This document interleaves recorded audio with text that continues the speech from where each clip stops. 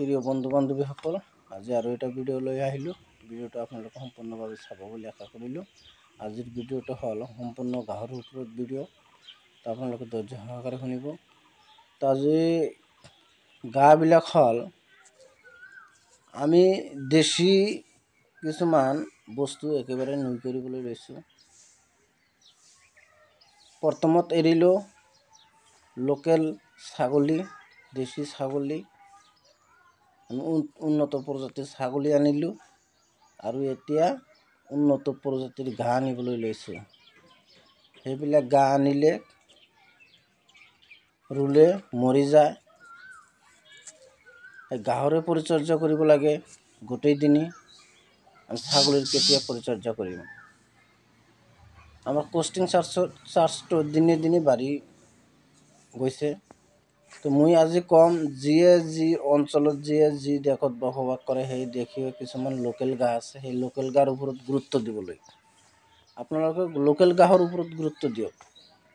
এই smart Napier, Indonesian Napier, 5G Napier, অমুক তমুক চুবাবুল অমুক তমুক সেইবিলাক আমাৰ ইয়াত মাটিৰ লগত এডজাষ্ট নহ'ব। এই গাঁওবিলাক পৰিচৰ্যা কৰোঁতে আমাৰ বহুত টকা খৰচ কৰিবলগীয়া হয়। আপোনালোকে চাই আছে স্ক্ৰীণতে যে মোৰ ছাগলীৰ যিখিনি ঘাঁহ ৰখা ঠাই, সেই ঘাঁহ ৰখা ঠাইত আমি কি কৰিছোঁ, এইবিলাক কিন্তু একচুৱেলি অগাছা বুলি ক'ব পাৰোঁ। কিন্তু এই পাতবিলাকত যথেষ্ট পৰিমাণে মিনাৰেল আছে, যথেষ্ট পৰিমাণে ভিটামিন আছে। এই পাতবিলাক ছাগলীয়ে খালে যথেষ্ট উন্নত হ'ব শাৰীৰিকভাৱে। এই ঘাঁহবিলাক এবাৰ ৰুলে জীৱনত আৰু ৰুব নালাগে, এনেই হয়। এই ঘাঁহবিলাকত তেনেকুৱা ধৰণৰ বেমাৰ আজাৰ নাই, তেনেকুৱা ধৰণৰ কীট পতংগই ক্ষতি কৰিব নোৱাৰে। আপোনালোকে চাই আছে এতিয়া যি প্ৰখৰ ৰ'দ, বৰষুণ নায়েই, মাটিবিলাক শুকিয়াই গৈছে, তথাপি মোৰ এই ঘাঁহবিলাক কেনেকুৱা সুন্দৰ ধুনীয়া হৈ আছে। আৰু বেলেগ কোনো ঘাঁহ থাকিলে মৰি গ'লহেঁতেন। আপোনালোকে চাই আছে এটা ছাগলীক আমি এই ঘাঁহডালৰ 20-30টামান পাত খোৱালে পেট ভৰি যাব, ডাঙৰ ডাঙৰ পাত। তো আপোনালোকে কি ভাবে মই নাজানো। মই এতিয়া লোকেল ঘাঁহৰ ওপৰত গুৰুত্ব দিছোঁ আৰু এই ঘাঁহবিলাক পৰিচৰ্যা কৰিব নালাগে।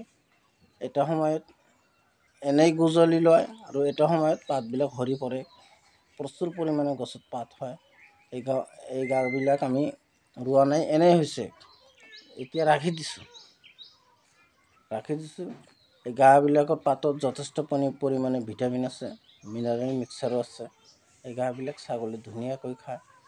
যি কি নহওক, আজিৰ ভিডিঅ'টো আছিল লোকেল বস্তুৰ ওপৰত গুৰুত্ব দিয়াটো।